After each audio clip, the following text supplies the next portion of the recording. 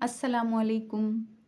आज मैं जिस रिश्ते के बारे में आप सबसे बात करने जा रही हूँ, वो रिश्ता ऐसा है जो दुनिया में किसी चीज़ से बदला नहीं जा सकता, जो ज़िंदगी में सिर्फ एक बार मिलता है और अगर उसे खो दिया तो पूरी दुनिया की दौलत भी उसे वापस नहीं ला सकती। वो रिश्ता है माँ-बाप का, वो 2 हस्तियाँ जिनकी दुआएँ हमारे सर पर साया बनकर रहती हैं। बाप वो दरख्त है जिसकी छाँव में पूरा घर पनपता है। वो अपने सपने बेच देता है ताकि हमारे सपने पूरे हो सकें। वो अपने शौक भूल जाता है ताकि हम कुछ हासिल कर सकें।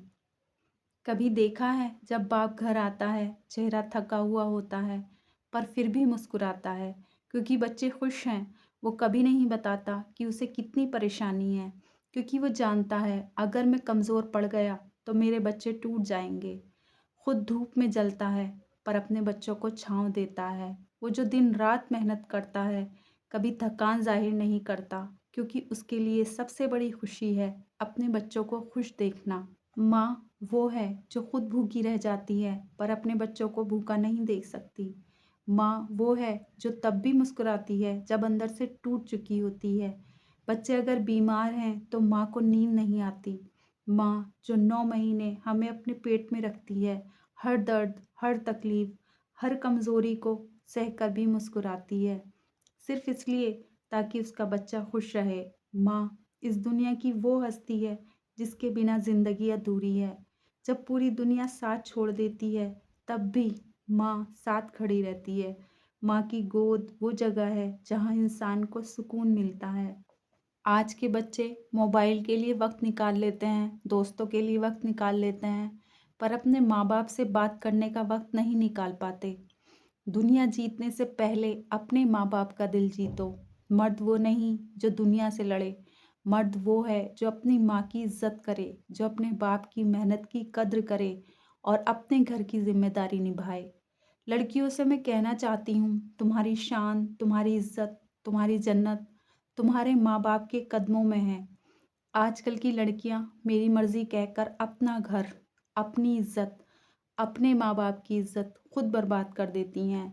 बेटी वो नहीं जो दुनिया के पीछे भागे, बेटी वो है जो अपने माँ बाप के सिर का ताज बने, जो अपने बाप की इज्जत रखे, अपनी माँ की दुआओं में जिए और अपने घर की पहचान बने। दुनिया में करोड़ों लोग हैं लेकिन माँ बाप को रिप्लेस नहीं कर सकते। नौकरी चली जाए, सोना चांदी चोरी हो जाए या कुछ भी आपका गुम हो जाए या चला जाए, सब आपको मिल सकता है, लेकिन माँ बाप चले गए तो आपको नहीं मिलेंगे। आज जब आपके पेरेंट्स आपके साथ हैं, आप उनकी इज्जत करें, उनका ख्याल रखें, उनकी खिदमत करें, उनका कहना मानें। रोज़ कुछ टाइम अपने पेरेंट्स के साथ गुजारें, क्योंकि जैसे जैसे आप बड़े हो रहे हो वो बूढ़े हो रहे हैं। माँ बाप की जितनी ज़रूरत हमें बचपन में होती है, उतनी ही ज़रूरत उनको बुढ़ापे में हमारी होती है। जो बाप की कद्र करता है वो कभी गरीब नहीं होता और जो माँ की कद्र करता है वो कभी बदनसीब नहीं होता। भूल कर भी उनसे ऊंची आवाज़ में बात मत करना। उनकी आंखों से गिरने वाला एक आंसू आपको तमाम उम्र रुला सकता है। माँ बाप दुनिया में सबसे बड़ी नेमत है। माँ ना हो तो दिल को दिलासा देने वाला कोई नहीं होता, और अगर बाप ना हो तो ज़िंदगी की दौड़ में अच्छा मशवरा देने वाला कोई नहीं होता। माँ बाप के चेहरे को एक बार मुस्कुरा के देखने से हज मकबूल का सवाब मिलता है। माँ की दुआओं के आगे तकदीर भी बेबस होती है।